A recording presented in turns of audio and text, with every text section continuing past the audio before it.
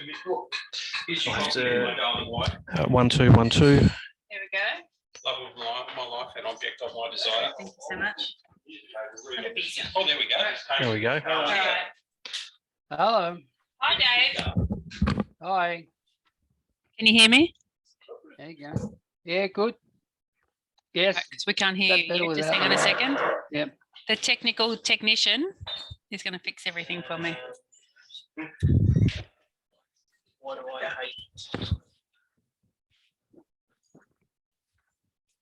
That one there. So yeah, there. Because I wouldn't be actually. Can someone just say something for me, please?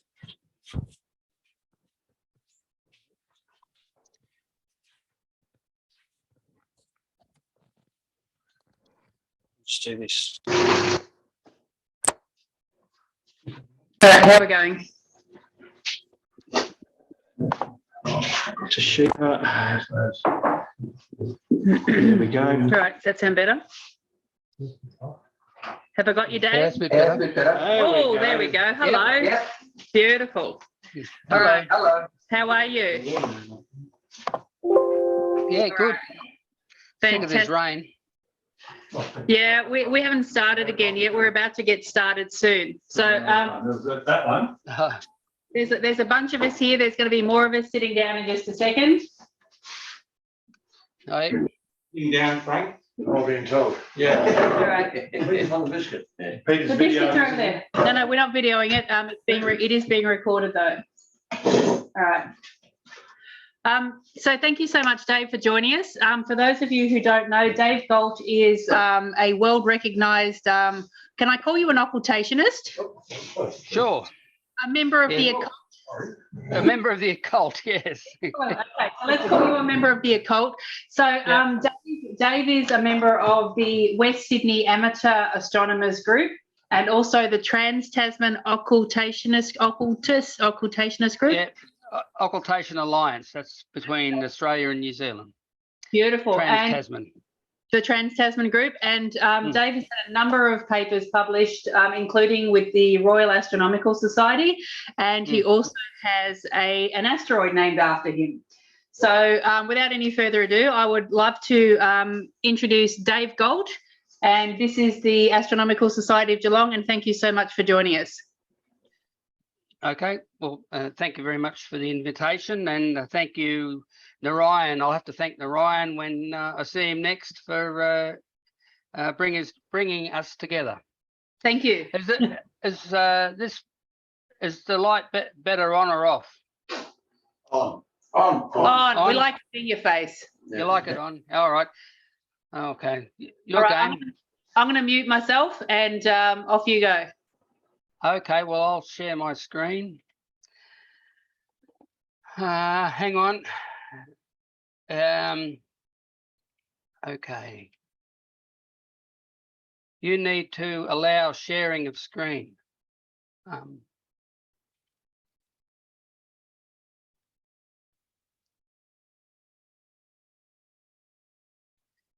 I can't hear you now. Is that working? Yes, I can hear you, but I can't share my screen. All right. You have to allow screen sharing. I thought I had. It won't let me. Oh, here we go. Share. There you go. Good. Ah, great. All right. Okay, so I'll minimize that and I'll start my PowerPoint. What will we do without PowerPoint? Right, you can see a blue screen. Yep.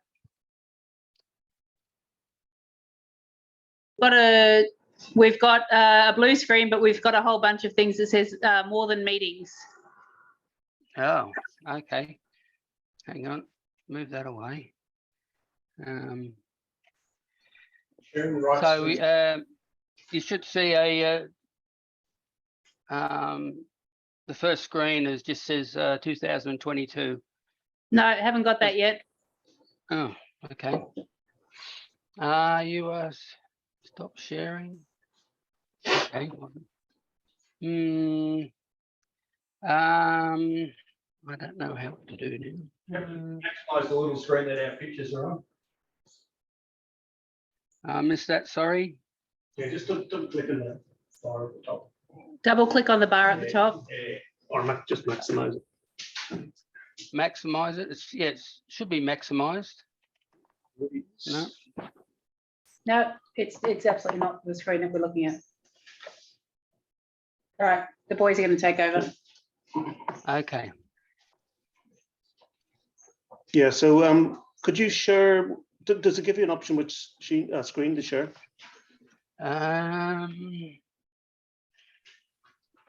Screen, remote control apps more. Is it looks sharing yeah, here we go. That's there we it, go. yay. Got it. You got it? Yeah, it's beautiful. Now, can you hide the participants there, Cal? I can probably move the participants away. Okay. Yeah, perfect. All right, there you go. Right. So All right, I'll and just click on this Beautiful. and it should change. Perfect. All right, and I'm muting us, but you're on the right track now. It's working. Ah, great. Beautiful. Thanks, Dave. Okay, so if you already know what an occultation is, please forgive me, but I'm starting at the beginning. And this is on the left is an image created by my then 8-year-old daughter, Emma, who come out to see what her dad was doing out in the backyard with his telescope. And she watched a lunar occultation, and then she went back inside to get away from the mozzies, and she drew that. So I thought it was pretty neat. So I've used it ever since. So it depicts what exactly an occultation is, and that is two astronomical bodies. In this particular case, it's a star and the moon, are seen to be in a perfect alignment when viewed from the Earth. Of course, you can have other situations of occultations. You could take out a distant star and put in the sun, and then you'd have a solar eclipse. Or you could take out the moon and put in a Venus, and then you've got a transit of Venus. So different flavors of occultations. They're all occultations. Occultation meaning to darken, as in black magic is dark magic. That's the theme. You can see my mouse moving around. Yep. So you need 3 astronomical bodies to line up, assuming the Earth is an astronomical body. We just happen to be living on it. A distant body, an occultation body, a occulting body, and an observer. And the occultation observation is the recording of the instant of disappearance and reappearance. We're primarily interested in time, and that time is universal time, or Greenwich Mean Time.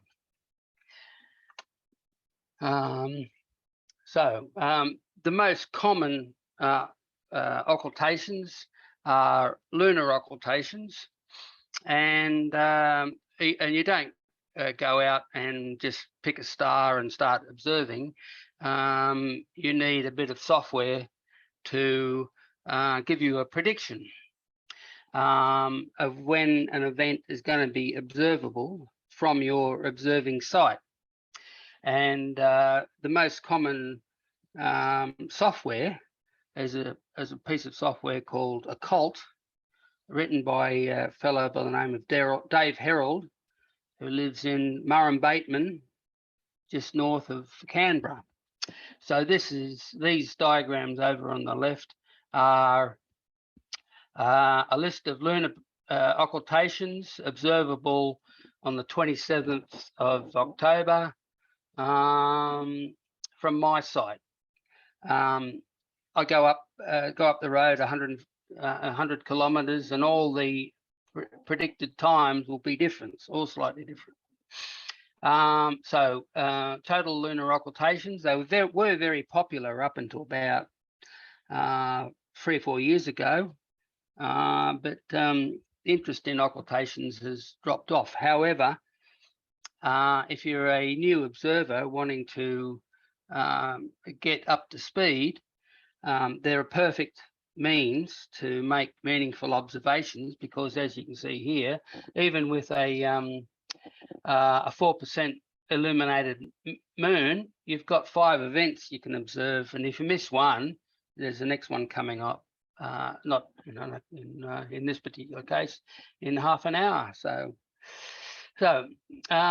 you observe events at the unlit limb. That's what we're interested in. We're not worried about events that occur at the lit limb because they're too hard to see.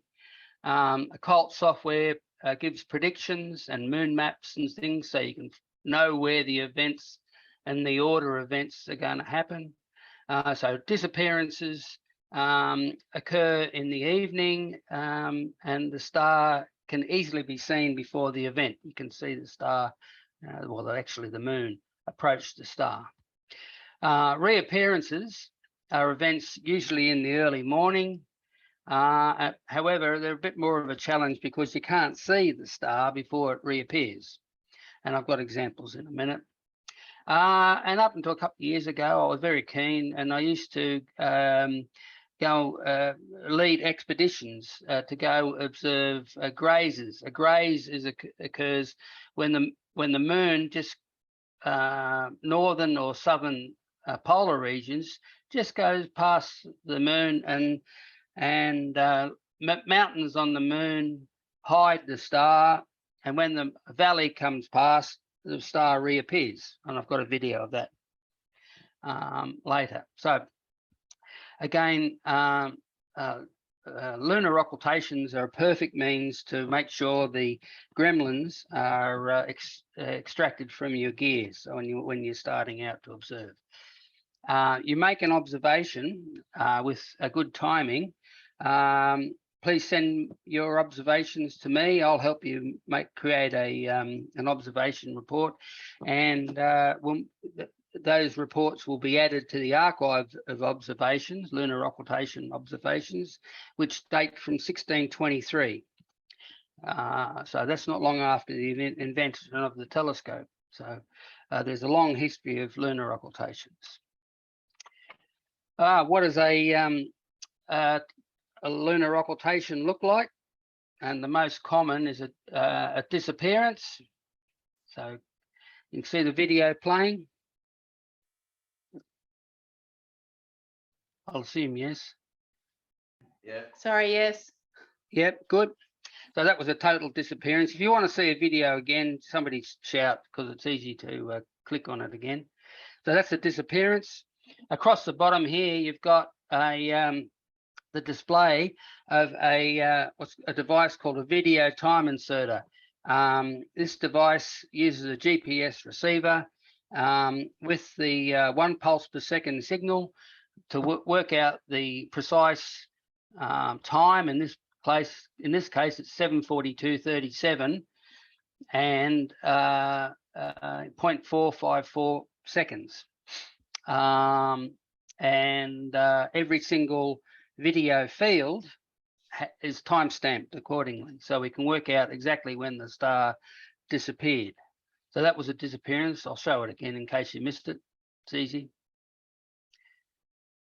So if you're a visual observer, when it disappears, you shout "gone" into your tape recorder to acknowledge that the star has disappeared. So a reappearance is a lot harder because you've got to know where the star is. You can't see the star, so focusing issues and so on and so forth. This is a lunar reappearance of Antares.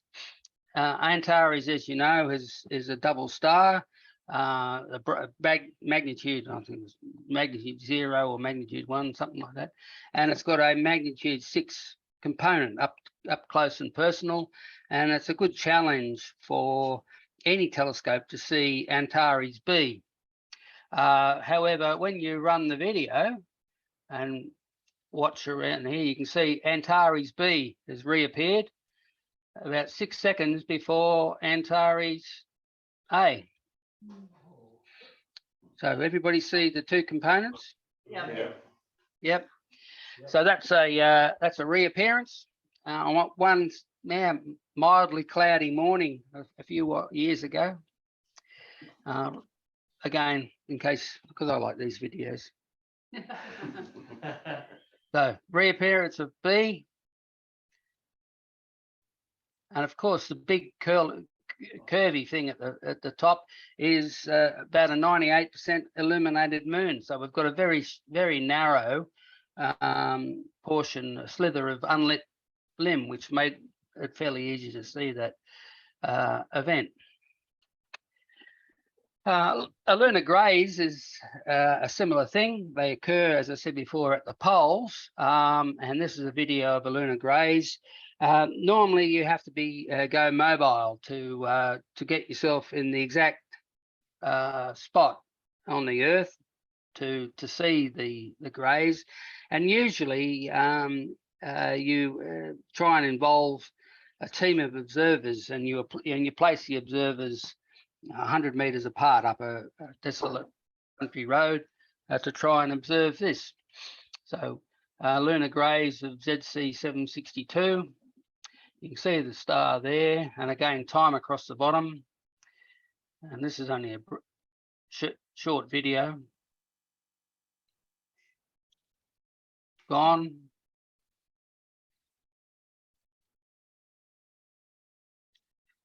Back. Gone.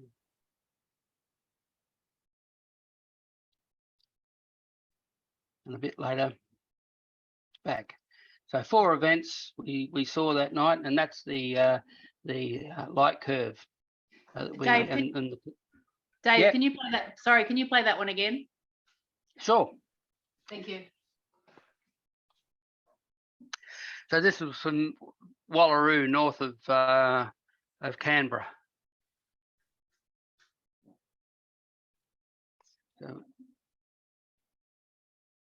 So when the star disappears and reappears, it's traditional to shout out "gone" and "back." So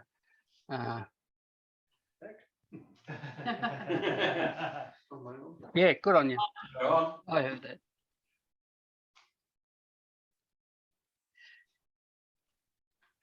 Back. Okay, back. Yep. Okay. Again, if you want, I don't mind. No, that's fine. That's Thank you. all right. That's Yeah. fine, right?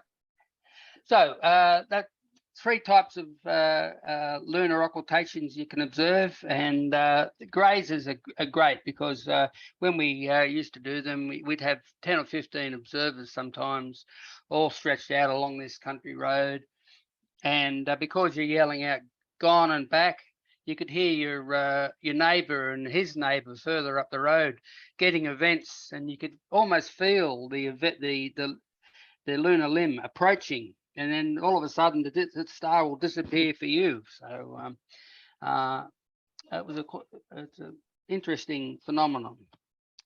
Can I jump in with a question? If that's Yeah, okay? sure. Yeah, I'm just wondering how useful is this light curve for figuring out lunar topography in terms of the shape on the edge? Nowadays, now we have the lunar orbiters have mapped the surface of the moon to a high degree. But back in the 1950s, believe it or not, the lunar occultations were used as a means to link the geodetic datum of the USA with the geodetic datum of the Soviet Union, because the Americans were worried about when they launched a Minuteman missile with a nuclear warhead at Moscow. They worried about small errors in the geodetic datums may cause an error in the flight of the missile. So there was a clandestine scheme where spies essentially were observing lunar occultations deep into Soviet territory to try and link the two datums together, and that's a fact. Come out only about 20 years ago. So nowadays, it's probably not the greatest scientific value in the world. However, as I said before, the archive of lunar occultations observations goes back to 1623, and that's been used recently in a study at the the Royal Astronomical Society in a study of delta T, which is the time, the rate of slowing down of the rotation of the Earth. So, and again, lunar occultations is a good practice ground if you want to get into occultations to practice. So, does that answer your question? Yeah, that's great. Thank you. Yeah, Dave, another question. Back in the 70s, we used to get predictions from IOTA. Yep. Are they still? Yeah, IOTA is still the leading body for occultations observations. IOTA, of course, stands for the International Occult Timing Association, and our group, Trans-Tasman Occultation Alliance, is an affiliated member of IOTA. Right. So back in the 70s and 80s, yep. We were getting the predictions from Greenwich. Yep. And then it changed over to Tokyo University. Is that right?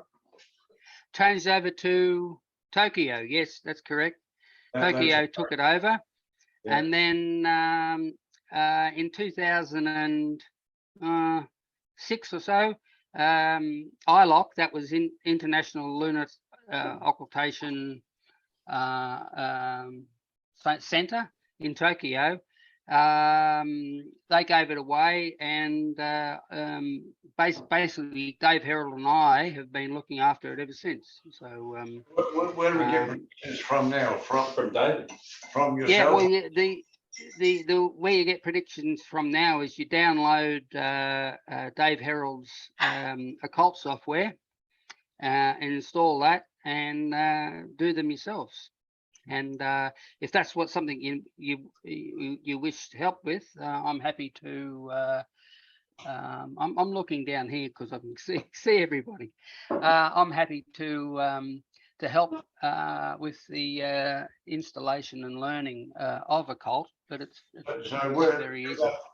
With that program, what it predicts for our latitude. Yes, you put in your latitude, your site latitude and longitude, and elevation, and it will produce predictions unique for your site. And do we stipulate magnitudes of stars, or?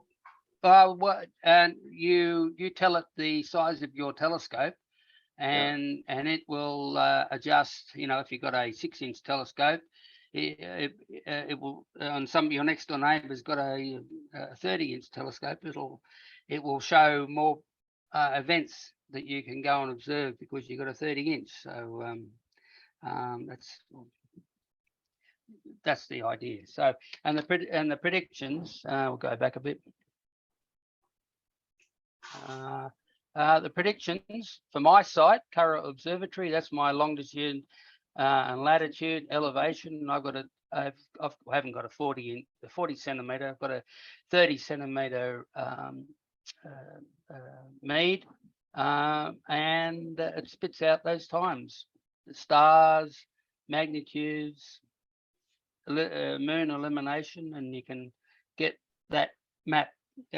The actual software is free, and if Kelly asks, I can point you at the download site, and then I'm happy to help anybody install it. So okay, any other questions?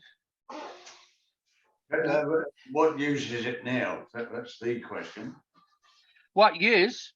Well, your observations will be added to the archive, and they're made available to anybody forever. So they're archived at Vizier, and they'll be available for anybody who wants it forever.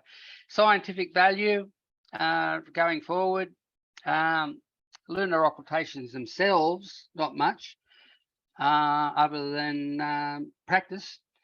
Double stars is the only real scientific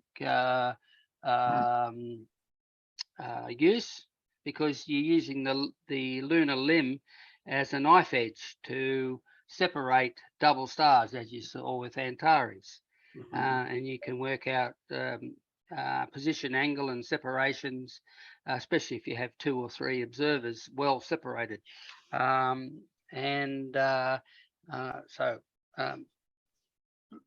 does that answer your question? Yeah, absolutely. So Great. we can, yeah, it's Frank, yeah. So we can now say we've seen Sirius B. Sirius B.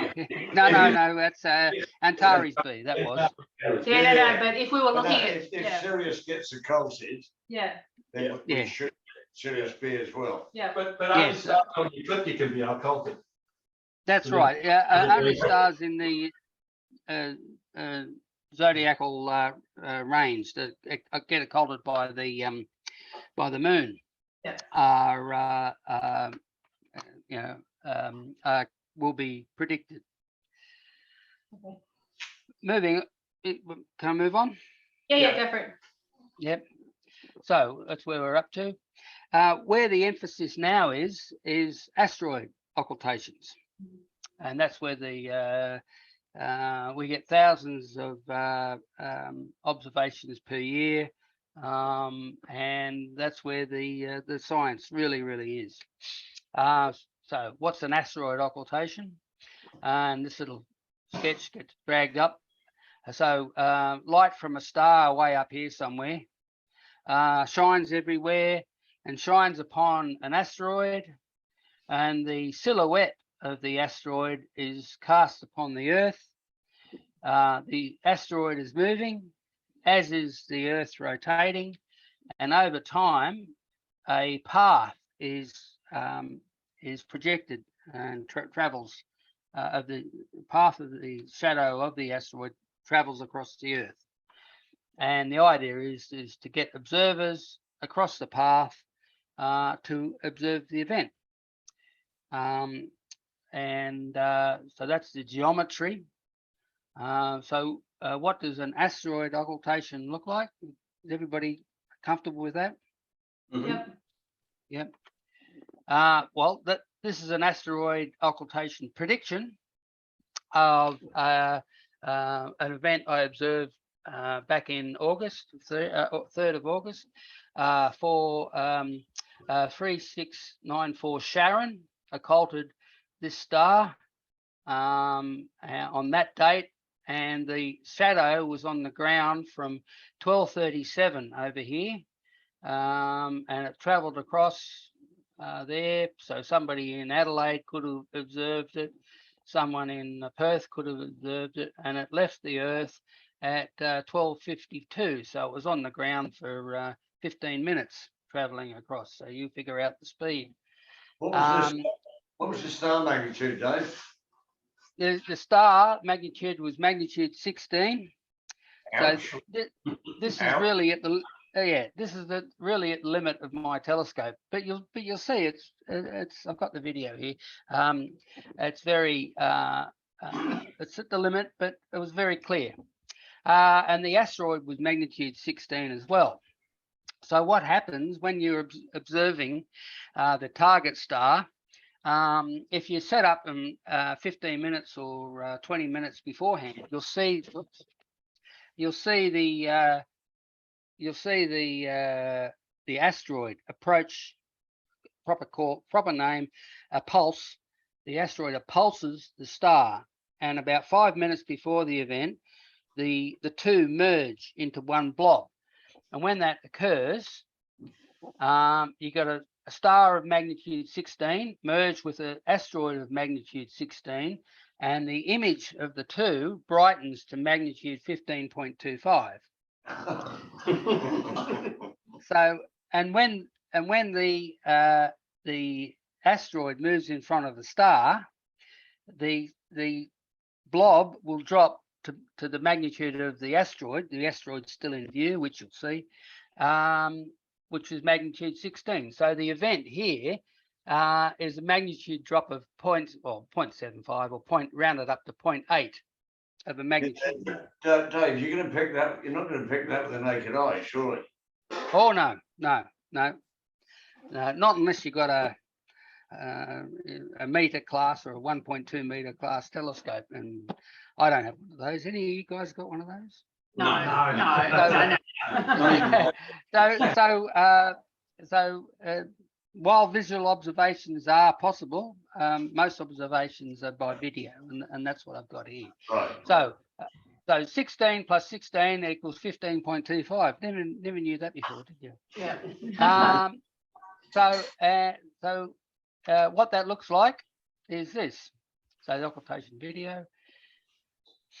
So Curragh Observatory is the name of my observatory. And that's clearly the target star. And the video is running.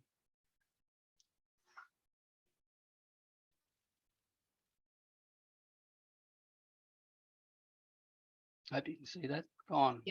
Yeah. Now you can just see the faint asteroid by itself and back. Oh, yes. You see that? Yeah. Can we play it again? Yes. Yeah, please. Yep. Well, that's using software. That's the light curve we got, and it's very prominent, easy to determine. So we'll play it again.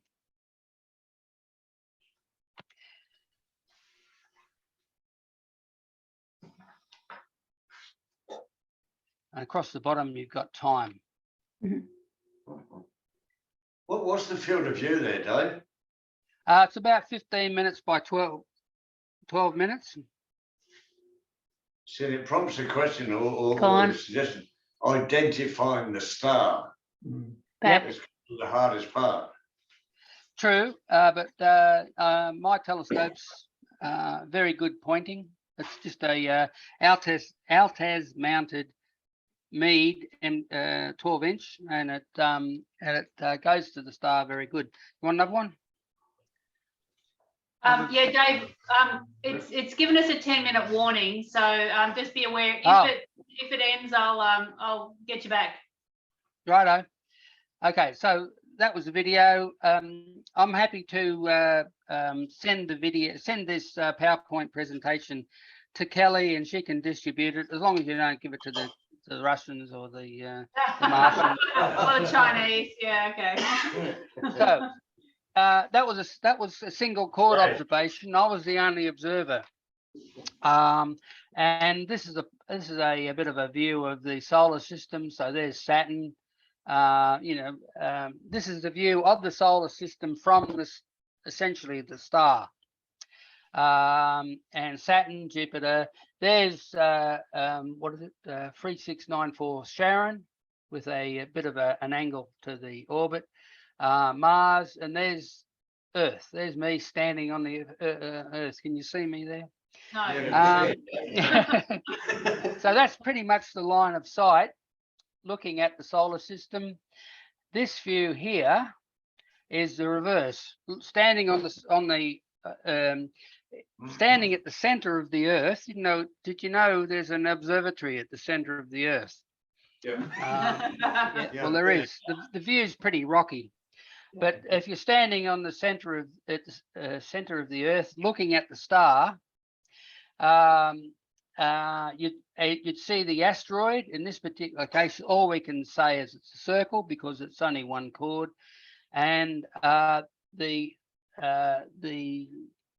observation is reduced to appear as though the star is moving, whereas in fact that's the asteroid that's moving, and the star enters at the right. That's the disappearance. Red is disappearance, and that's my error values. The star disappears here and reappears over here. So up until my observation, all we knew about this asteroid was the infrared estimate of the diameter, which was 45.8 diameter, kilometers in diameter. However, my observation showed that the asteroid is significantly larger.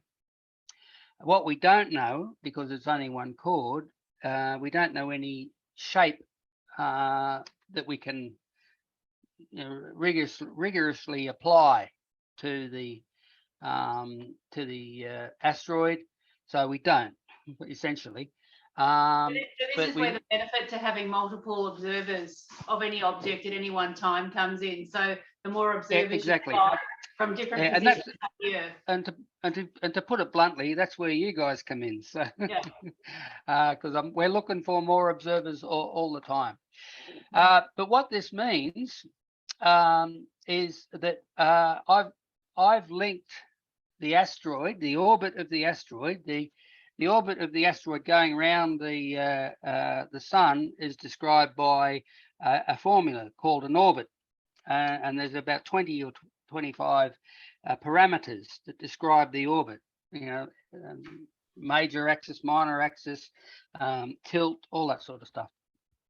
But I have, at this instant in time, on the 3rd of August, I've tied the asteroid to the position of the star.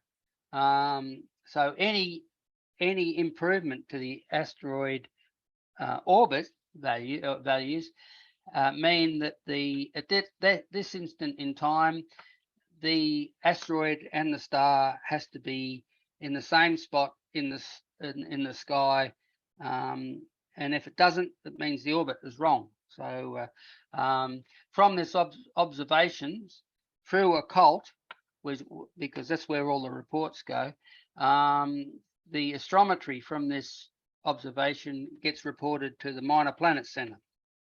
And the astrometry from this observation is 2 magnitudes better than normal plate solving type astrometry. So it's a significant observation, but it's only one chord.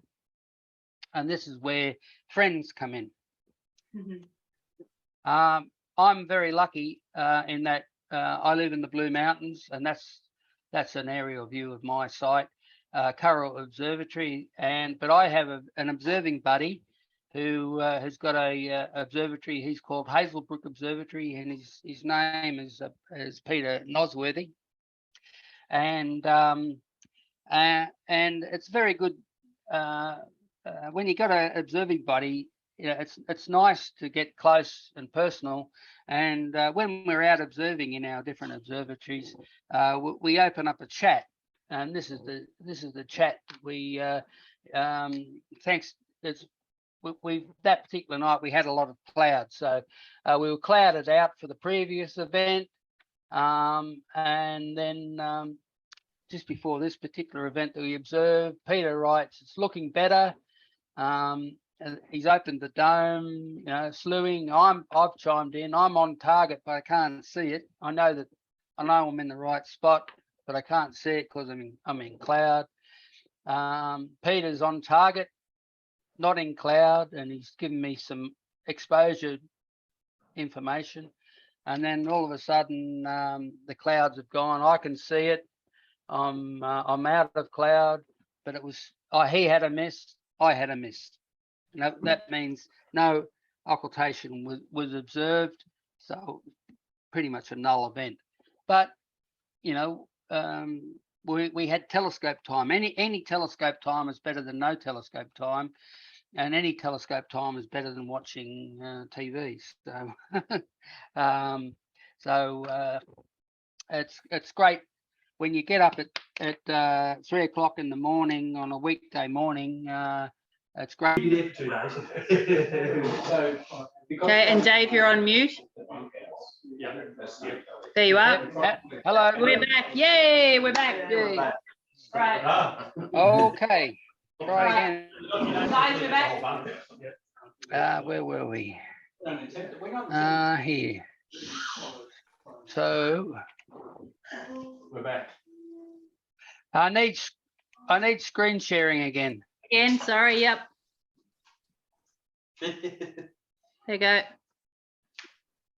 Share screen. All good? share. Beautiful. Okay, we don't need that. Can go over here. Screen again. Yeah, and slideshow from current slide.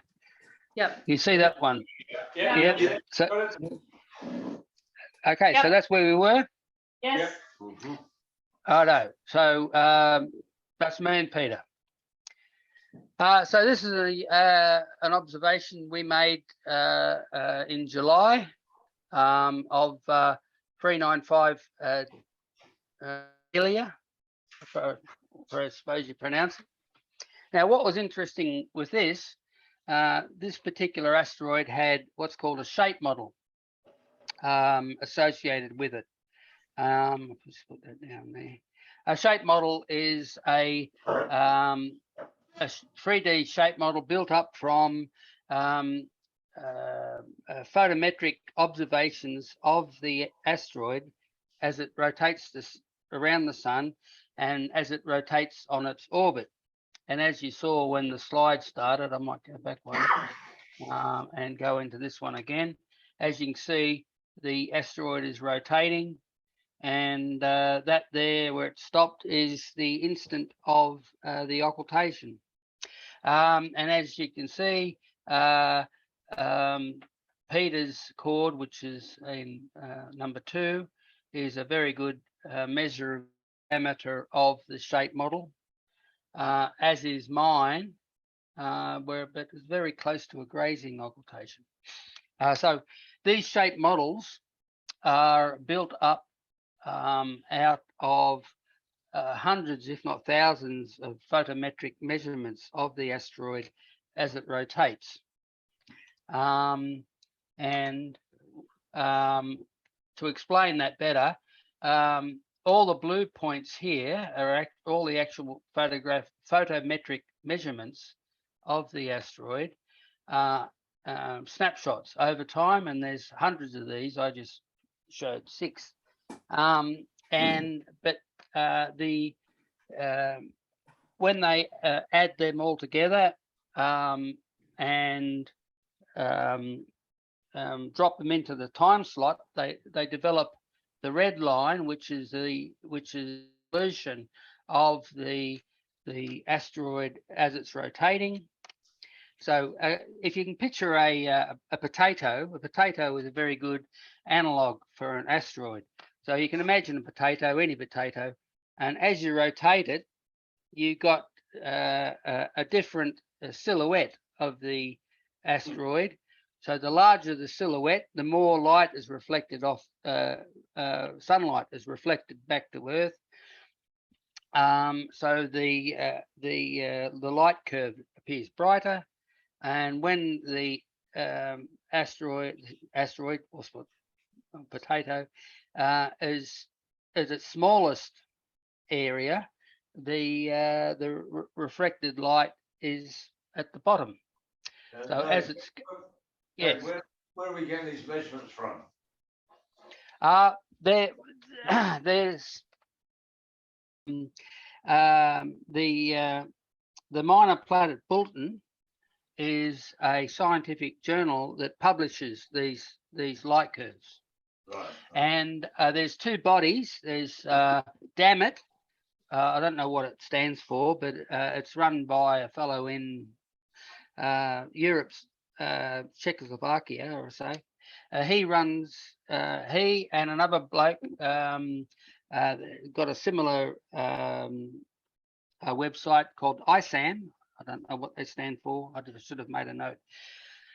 And they publish that they reduce all that light curve, and it's called light curve inversion 3D modeling, to come up with a 3D shape of the asteroid. But it's got 2 problems. One problem is the 3D model is not scaled. And secondly, there could be a 180 degree, where's mine? 180-degree ambiguity in the orientation of the 3D model. So, and then along comes the occultation, guys, and we observe an occultation. And now we can say, damn it, number 5295 looks as though it's a pretty good fit to that our observation chords, whereas damn it, number 5296 is wrong. So because it's a 3D shaped model, you've got bits coming out, of course, and receding into the screen. That's so interesting. We have we can produce a volume mean diameter that's down here of 41.2 kilometers, and a surface mean diameter of 42.5 kilometers. And more importantly, too, we have the center of mass. Center of mass. Normal photometry works on center of light, whereas if there's a 3D shape model and we can fit it to our chords, we've now got a center of mass that we can add into the photometry, into the astrometry for the minor planet center. So unfortunately, because we've only got 2 chords here, we need another chord down here somewhere to get a good fit, but we don't. So all we can do is give it a diameter and be happy. So any questions on the 3D modeling aspect? Again, this is all built into Occult. It's a very powerful tool. Okay, I'm moving on. And then of course, we've discussed single chord observations and double chord observations. The idea is to get as many chords as possible. Here in Australia, we're a huge land mass with not many observers, and we're always on the lookout for new observers. So I'm very keen to for someone down in Geelong to take up the. And there's 2 keen observers in Melbourne, 3 keen observers around Canberra, and about 4 keen observers in Brisbane, and poor old Steve Kerr, all his lonesome up in Rockhampton. But this particular occultation here of 124 Alceste is the best observation in terms of number of chords observed in Australia. It dates back to 2003, and we had 25 stations, and all those stations except for David Dunham and David Herald, all those observations were visual, and I'm in there somewhere. There I am, chord number 12, David Gault. I had a 7-inch Dob and my eyeball Mark 1 squinting in the telescope, and I think it's a very good sound observations, and we've determined that Alceste is best described as an ellipse, 74.2 kilometers plus or minus 1.4 by 58.7 plus or minus 3.1 kilometers, and so position angle and Yes, Dave, depending on the asteroid, what's the width of the path? Is that a silly question? I missed that again, sorry. Right, obviously it depends on the size of the asteroid. Sure. What's the width of we call it the shadow? Well, the shadow of the ellipse is a direct silhouette of the ellipse of the asteroid. So So we're actually measuring the diameter of the asteroid, or the width of the chord actually. And the shadow will reflect that width. Yes, that's correct. Right. Because the star is essentially at infinity. Yeah. So the light rays are parallel. So Right. there's no convergence happening here. So that was our cast. And more recent one, where we had 7 chords, was 139 Dewar, and here we've got a very good fit to the 3D model. So you can see, as a matter of fact, you see Dave Herold in here twice. He set his fort. He's got a 16-inch mead. He set that up and running in his observatory, and pressed the record button and set a timer, and jumped in his car, wished his telescope good luck, and jumped in his car and drove about 20 kilometres down the road with his 8-inch mead, and he observed a miss. So he observed in 2 places at once. The telescope at home by itself observed the occultation, and his mobile site observed the miss. So we'll see that's technique used in a minute a lot. But that's a very good, for Australia, that's a very good observation as well. We needed somewhere up in Newcastle or Taree or somewhere, but we haven't been lucky enough to get that. So that's multi-chord observations in Australia. However, other parts of the world have a lot of observers packed in a lot denser. Japan is very good. They have a lot of keen observers, and it's a small area. Europe and North America are other areas that have dense populations. And as you can see here, this is a multi-chord asteroid occultation of 90 Antiope. 90 Antiope is a binary asteroid, as you can see here, and it's got a 3D model. And you can see that the chords are a very good fit, except for around here, there's something wrong with them. We can say that there's something wrong with the model here. But the Americans had 58 sites spread up and down California, and they got a exceptionally good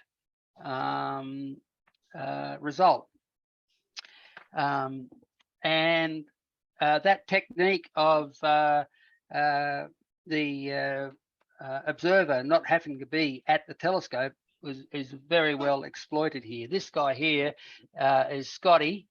I don't know how to pronounce his name. Dengahard. He's a machine, this guy.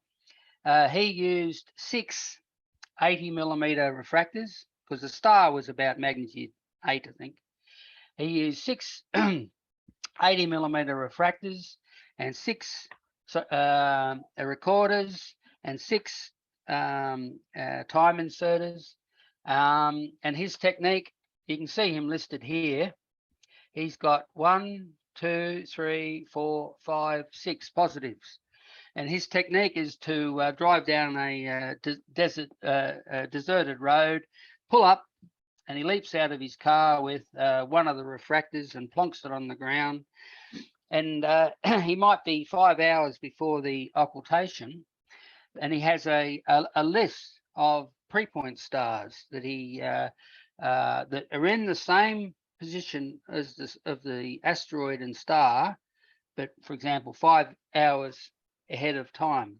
So he'll point the telescope at the pre-point star, hit the timer on the recording software, wish his telescope good luck, and jumps in his car and drives 4 or 5 kilometers up and repeats the exercise.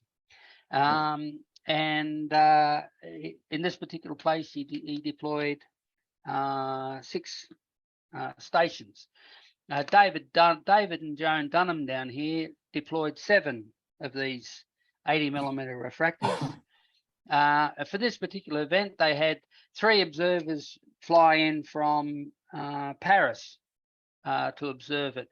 Francois Colas he had 3 sites.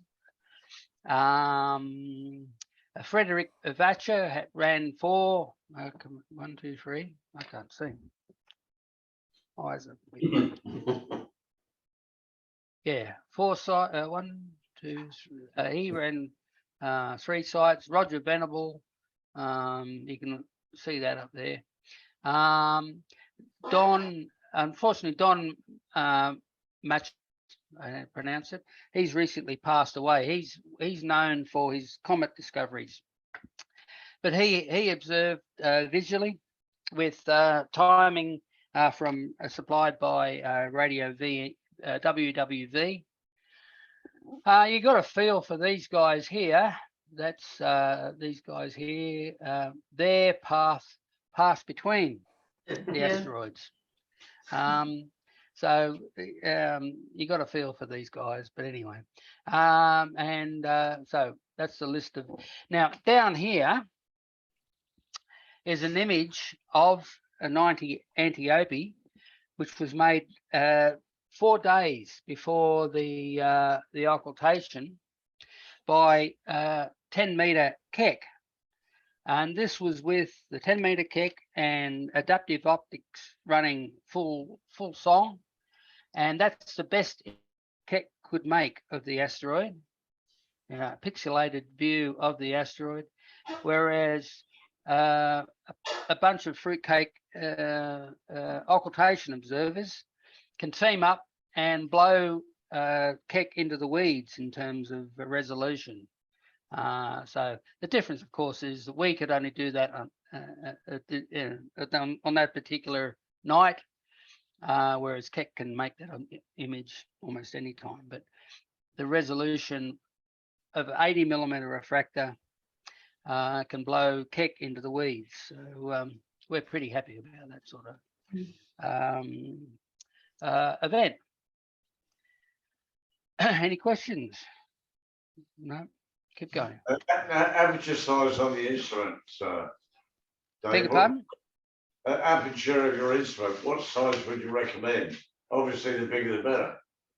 The better, but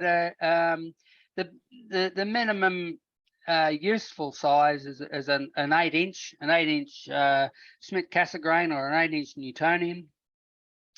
I run a 12. Dave Herold runs a 16. Bill Hanna runs a 20-inch. Bill Hanna, as a matter of fact, lives in Montana, but he has his telescope in an observatory near Yass, and he dials into the telescope and drives the telescope over the internet. So very prolific observer. So what do you use for capturing the light curve? I'll get to that in a second, as long as we don't run out of time. So if you hold that thought, we'll get there.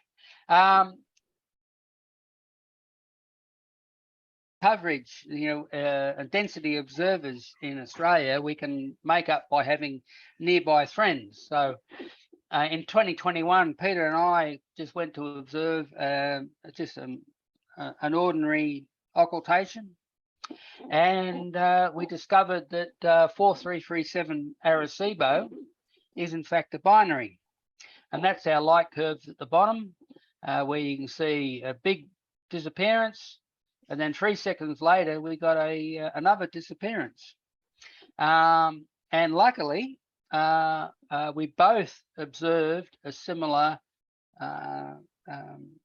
occultation.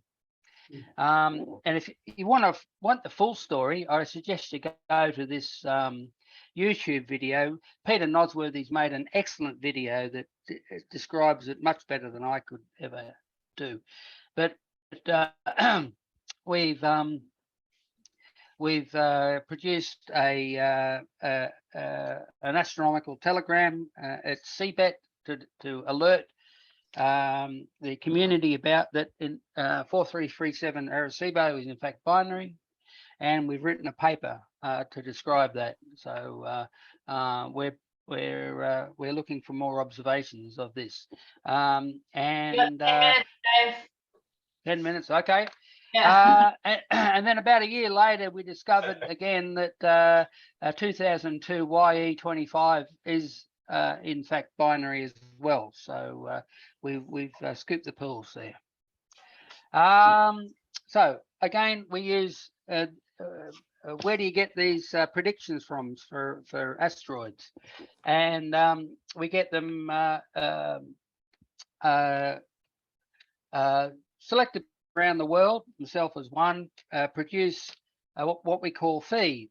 So we use Occult to combine Gaia DR3, which is star data, coordinates of the stars, and JPL horizons, which gives us the asteroid orbits.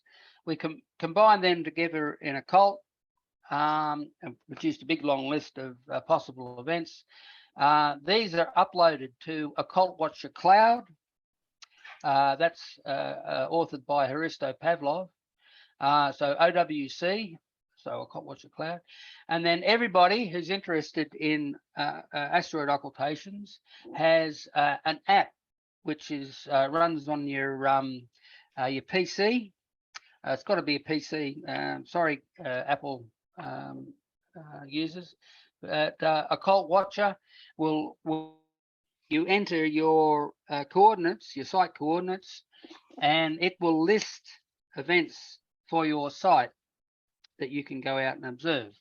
So again, ask Kelly and I'll give you all the links to where you can download this stuff. The Occult Watcher app looks like this. And this is an event that I thought was interesting in blue. This is an event that was going to across the Pacific Ocean. You'll see in a minute. And when I made this slide on Sunday morning, part of the very good aspect of using the Occult Watcher app is that any event that you're interested in, you right click and you announce that to everybody that, hey, I'm going to be interested in this one. And on Sunday morning, 4 observers were interested in to observe this event, and it was scheduled for about 11 o'clock Wednesday evening. So that's John Newman in Canberra, Tony George in Scottsdale, Arizona, Bill Hanna in Yass, and myself. This is the path of the event. So it was on the ground from 11:44, crossed the USA, crossed the Pacific Ocean, and then clipped the southeast corner of Australia, and left the Earth on at 11:59 UT.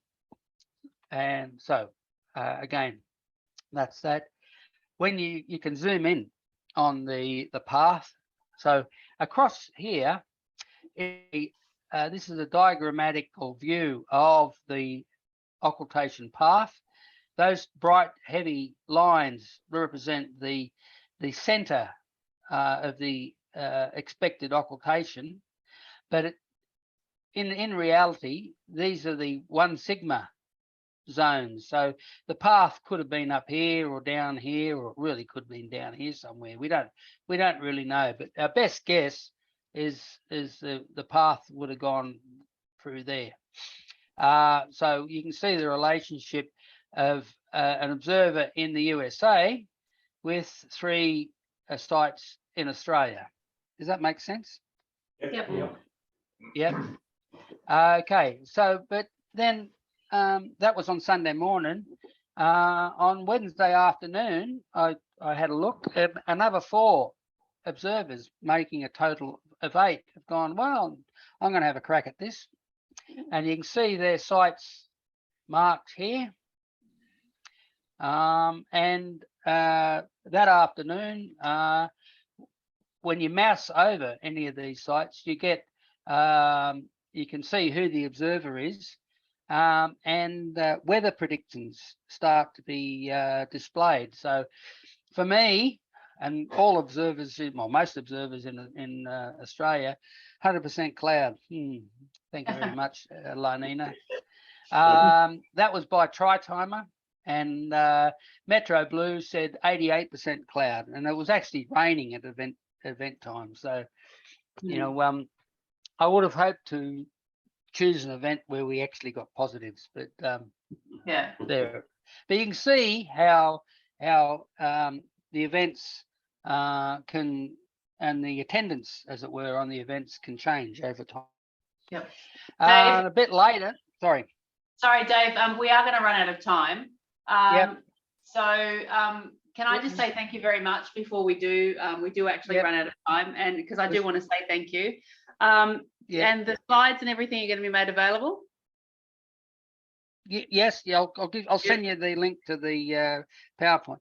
Okay. So I'll keep going, and bye for now if we drop dead. Okay, So but the next day, the next day, the results were Bill Hanna, Paul Maley, and Joan Dunham had misses. Everybody else had clouded outs. But you got to feel for John Newman. He had clear sky except for 4 minutes around event time. So all you can do is shake your fist at the sky. So how do you get started? Well, it gets started by if you've got a big fat dob and good eyes, you can use you can observe it visually. We won't ever knock back a visual observation, but 99% of observations around the world are done by video. So you've got two styles of video. You've got the old analog CBVS video, which is PAL and NTSC. That's a very good camera. That's the Waytec 910 BD or the Waytec 910 HX. I've got the BD. Slightly different, and a video time inserter, GPS video time inserter will write the time on the bottom of every single frame. But this analog CBVS is a dying. No one makes the video chips anymore, and gradually everybody's going to be swinging over to digital video. And I've just recently purchased one of these ZWO ASI cameras. It's a very good camera because many of you might already have this camera because it's used as a guide camera or a planetary camera. That with a GPS dongle in your USB port to keep the time, the Windows clock time correct. You can use that. Or if you're rolling in money, you can go out and buy a QHY 174 GPS, which is a chilled camera, a CMOS camera. They're about $2,000. They're about $500, and they're about $550 or so for the IOTA VTI. And I've just recently ordered one of those. They're about $25. So